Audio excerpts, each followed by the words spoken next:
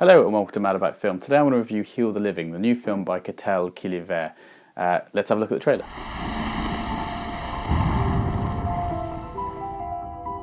T'es en première aile, c'est ça? Ouais, c'est quoi d'autre sur moi? Je sais que t'as plein d'amis et que tu sors le soir, un peu.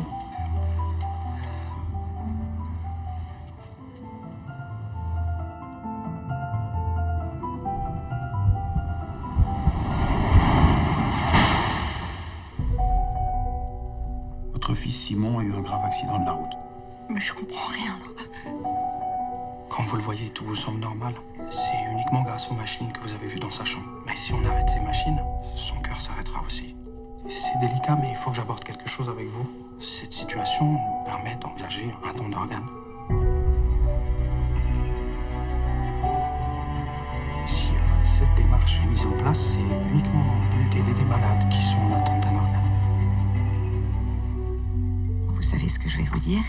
Peut-être que c'est mon heure, c'est tout.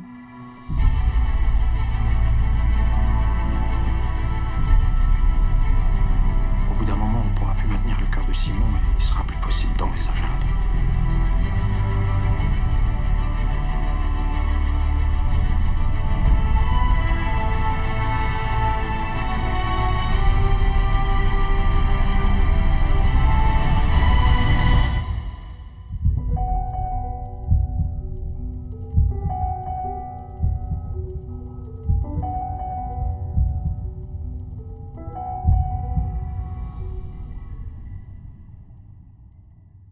Why should you go see this film? Well, it's brilliantly acted and brilliantly portrayed by all involved, and it's a vital film at the moment. The visuals are absolutely stunning. The cinematography and again the sound design, like another film in one of the reviews I mentioned, Lady Macbeth, but the sound design and the visuals really draw you in. The directors that really interest me are the people that pay particular attention to the scenery and to a character within an environment. And in this film, every single shot is thought about, every single structure, every single point of view, every single character is actually genuinely thought about, and that's what makes this film really special. The characterization in this film is superb. It opens with a character called Simon, a 17-year-old kid played by Gabin Verde, and he goes surfing with some of his friends on the coast. There's so many characters in this film that are really interesting. There's a character, a surgeon, a doctor, played by Bouli Lanner, who is also a hip-hop lover, and also that kind of comes across in the film.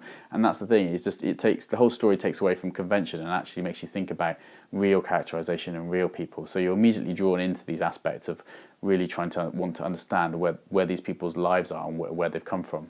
Tahar Rahim plays a coordinator at the hospital where they are trying to deal with day-to-day and life situations, and it's about coordinating the idea of what happens when organ donors come in and also when families have to make a decision about those situations. Later on in the film is the second story of the film, and it's about a character, a mother actually, played by Anne Dorval, and her two sons, and also the idea of what's going on her side of things, when she feels that potentially she could die at any second.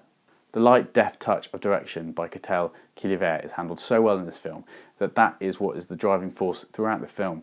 The characterization is good because every single character has a purpose and has a reason to be there. There's something that kind of implies that one consequence can lead to another. And within the consequences of the actions of the characters within the film, as well as the scenery and as well as the kind of the composition of the edit in the film, it makes you realise that life is precious and life is fragile. And that's the pervading theme in this film. It kind of absorbs you and it brings you in, and it takes you from a perspective of a 17-year-old kid and a 16-year-old girl to the parents who are like in their 40s and the 50s, to older doctors who are in their 60s and 50s, to young kind of middle-aged people in their 30s and 40s, and everything that you realise is that age just doesn't really matter. It's about the connectivity between people that allows for these human interactions to take place, and that's what's really important about the film. It's so exciting when you bring all that in a composition together as a film. And one thing that actually stood out in the film as well was also the music, the piano-led soundtrack, as well as also one of the characters being a concert pianist and obviously relating to Anne Dorval's character in the film. It kind of adds to that element and that sense of drama. So it's all handled really, really well. The only downside to it is that some people might find it a little bit boring, but in terms of the imagery and the connectivity and how a story can kind of go from A to B to C to the finale, it just worked for me on a big level. A director once said to me that you can find beauty in anything, and also at the time he was talking to me and we were having a glass of water, and he said you can find beauty in the condensation of a little drop of water coming down a glass. And the point is that that's the point of this film. You can find beauty in anything, and that's what gets reiterated and kind of told to us again and again. There is beauty all around us, and we just have to sort of pay attention and look again, and actually kind of realise that the point of living and life is that we need to connect with each other. That's the most important thing. So if you want a life-affirming story which can kind of take you away and transport you into a place where, you know, rubbish and silly things and Brexit and all that kind of stuff doesn't really matter, well, you know, this is the story for you. The point is looking closely, and this film looks closely again and again and again, which ultimately makes it quite life-affirming. I've not seen a film kind of inspire me and kind of draw me in and actually make me feel happy and also important and human and in love with life in such a way since I've seen The Shawshank Redemption. So quite high praise for a modern film like this.